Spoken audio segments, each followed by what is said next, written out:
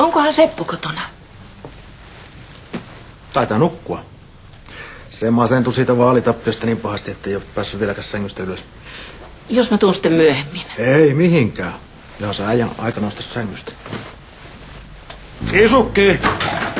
Kari! Ja saata sua ei täällä kaivata!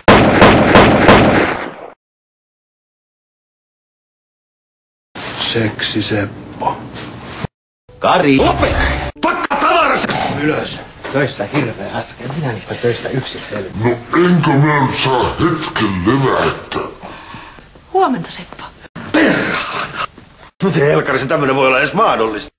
Ei se mitään. Miksi et sä sanonut, että täällä on paketti hiivaa? No en ehtinyt, kun sua piti herätellä. Eikö sulla ole töitä? Eihän sitä kukaan tuolta takahuoneesta huomaisi. Sulla ei tasa 5 sekuntia aikaa häipyä täältä. Tää alkaa lätistä. Ei. Hei, Ajattelin tulla piristämään, niin kuin eilen lupasin. mulla on siitä vähän huonoja kokemuksia.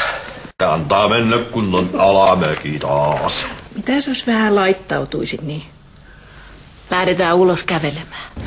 Mitä? Vieläkin nolottaa, kun sä tupsahdit kesken mun homopartyn. Ai oikein partyn. Niin, no en mä... Hei, mä ymmärsin kyllä. Mut ilmoittisitko ensi kerralla, niin mäkin tiedän oikean pukukoodin. Yritä jossain muualla.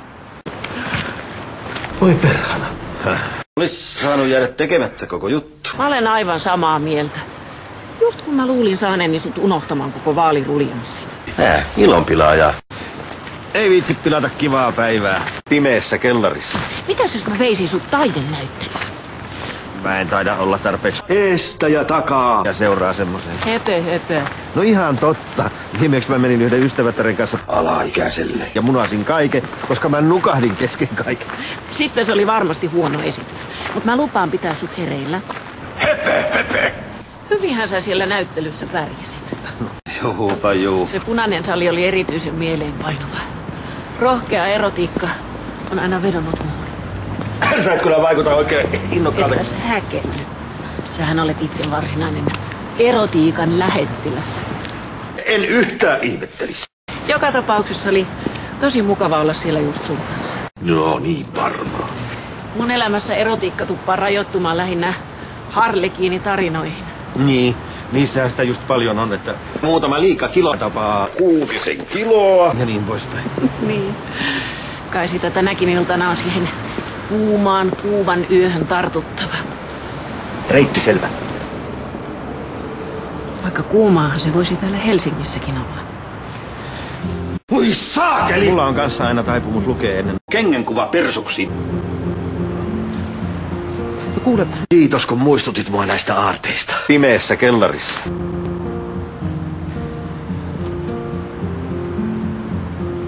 Terve menoa!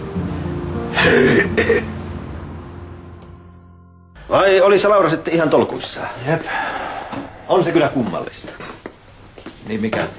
No että ihminen voi tuolla tavalla sitten niinku hetkellisesti... No seko sitä sinäkin? Milloin? No se hellus kanssa.